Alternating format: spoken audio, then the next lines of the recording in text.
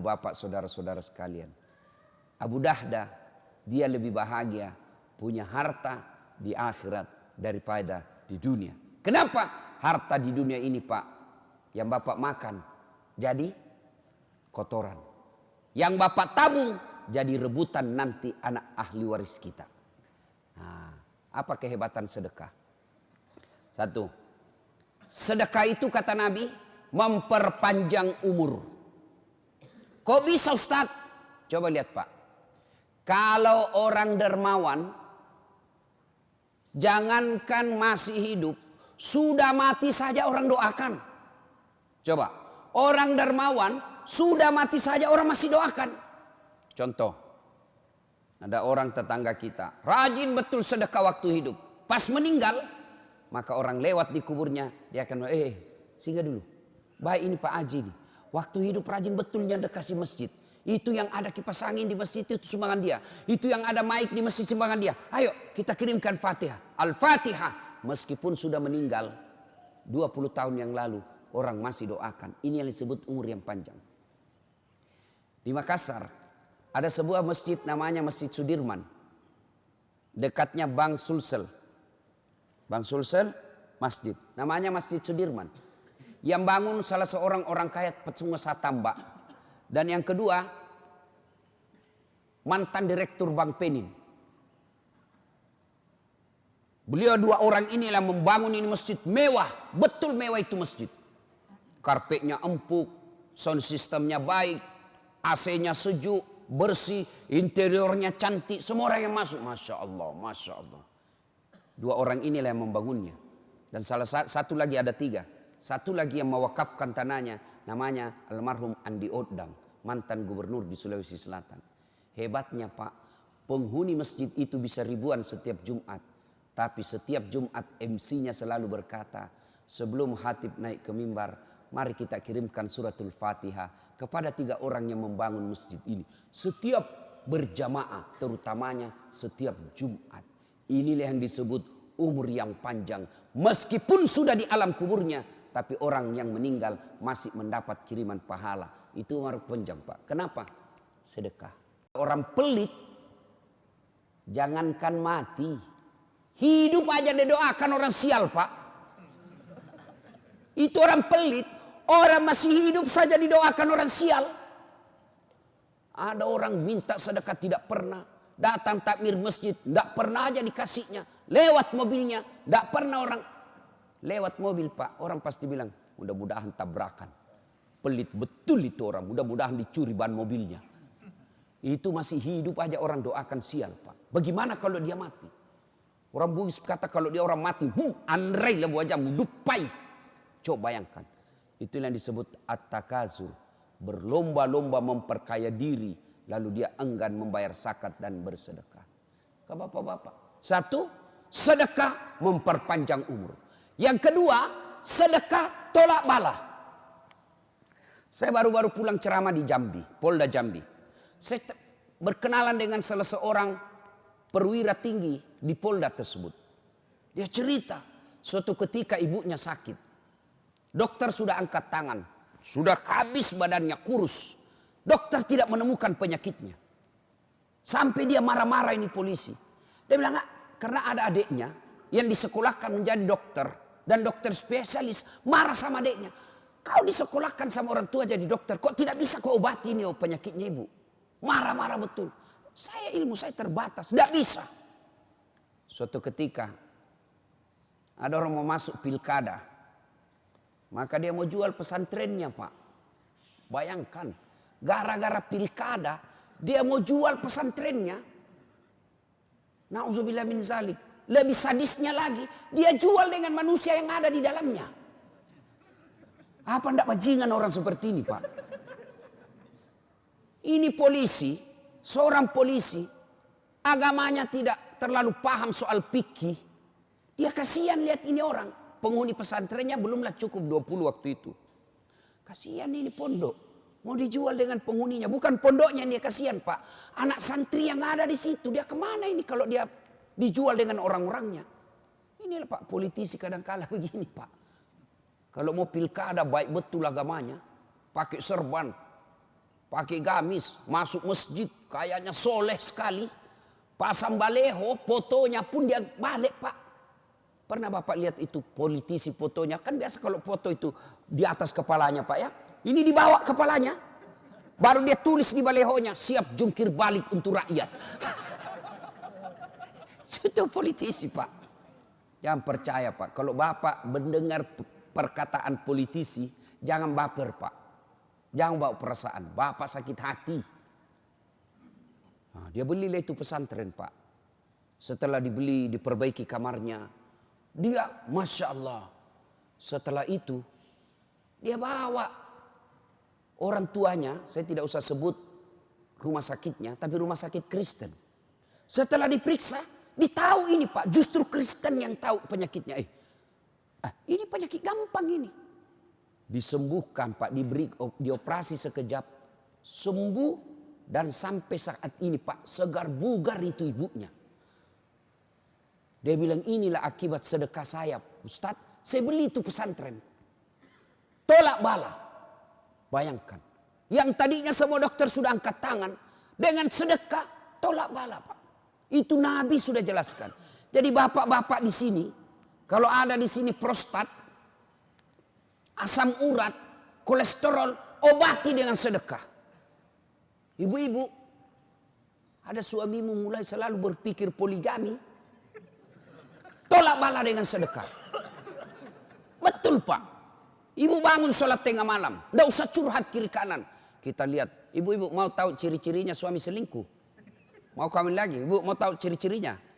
Satu, handphonenya pakai password. Mencurigakan sudah itu Bu. Yang kedua, setiap terima WhatsApp, SMS masuk kamar mandi. Curigalah kau. Pasti ada sesuatu yang tidak beres. Nah kalau sudah begini suami, tidak usah kau curhat sama tetangga. Apalagi curhat di Facebook. Tak kusangka kau begitu. Romantis ketika kau masih muda. Semakin kau tua semakin menjadi-jadi. Tidak usah curhat seperti itu. Gimana caranya? Ibu bangun sholat hajat tengah malam. Ambil minimal 2 rakaat. Syukur-syukur bisa sampai 8 rakaat. Selesai itu ibu berdoa. Ya Allah, Engkau yang menitipkan rasa cinta dalam hati suamiku. Ya Allah, palingkan hatinya kepadaku. Ya Allah, ini ada duit saya 1 juta ya Allah. Sedekah tolak bala. Mudah-mudahan suamiku terhindar dari wanita jahat. Bismillah. Coba amalkan. Yang jadi masalah kalau suaminya juga bangun sholat tahajud. Dia tolak bala juga Pak. Ya Allah, ini ada duit saya 1 juta ya Allah. Saya sudah capek lihat istriku ya Allah. Malas betul. Suka ngomel, kuat makan. Ya Allah. Malas dandan ya Allah. Hancur saya hadapi ini perempuan. Ya Allah, ini ada duit saya 1 juta ya Allah. Tolak bala ke panti asuhan. Mudah-mudahan 1 juta ini istriku ikhlas saya kawin lagi. Bingung malaikat, yang mana doa dikabulkan? Sedekahlah Pak. Sedekah tolak bala. Dan yang kedua, keutamaan sedekah. Sedekah itu tadi 1 tolak bala. Kedua, memperpanjang umur. Yang ketiga, sedekah itu Allah ganti berkali-kali lipat. Ringkas kisah. Dibelilah ini pesantrennya. Sudah dibeli pesantren Pak. Apa yang terjadi? Subhanallah, dapat bantuan dari pemerintah Indonesia untuk membangun pesantrennya. Berapa bantuannya? 2 miliar. Makin berkembang pesantrennya itu Pak. Luar biasa. Akhirnya hebatnya lagi. Yang keempat, keutamaan sedekah. Membuat doa terkabul. Sambung lagi kisahnya nih Bapak polisi. Semenjak dia jadi polisi, tugasnya selalu di luar Jambi. Tidak pernah dapat SK Jambi. Ibunya berkata, nak, kau kembalilah tugas di kampungmu ini.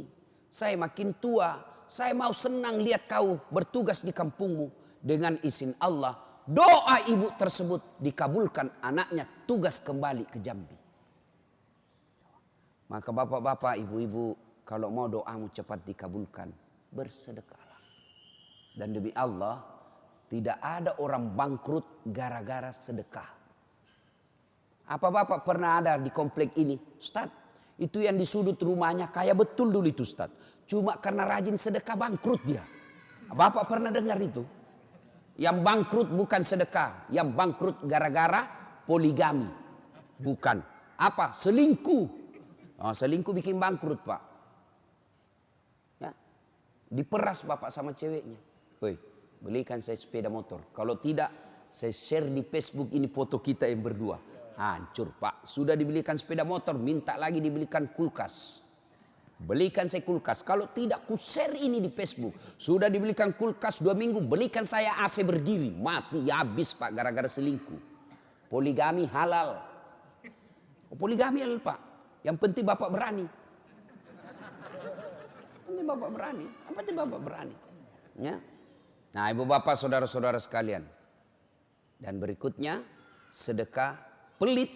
Tidak ada orang suka yang pelit, Pak. Percaya itu, Pak. Tidak ada orang senang orang pelit.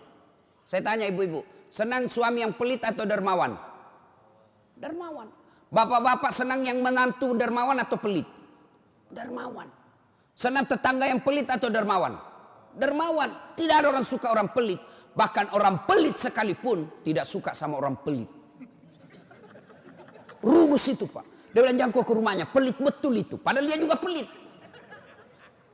Itu jeleknya orang sifat pelit, Pak. Bersedekahlah. Bu-ibu, sedekahlah. Karena harta yang kita miliki kata Nabi hanya 3. 1, yang habis kita makan. 2, yang hancur kita pakai. Yang ketiga, yang telah kita sedekahkan. Emas, ibu. Emas. Ayo ibu. Gelang, cincin, kalung, anting, emas 70 gram. Siapa yang punya, Bu? Siapa? Begitu ibu meninggal, siapa yang punya? Istri kedua. Suami kawin lagi, dia kasih, ini cini emas mantan istri saya. Ibu menderita di kubur, suamimu enreyen di tempat tidur dengan pengantin baru. Maka bersedekahlah. Adik-adik, kalian mau menjadi pengusaha muda, tidak usah kau baca motivator. Tidak, lebih kau belajar sedekah.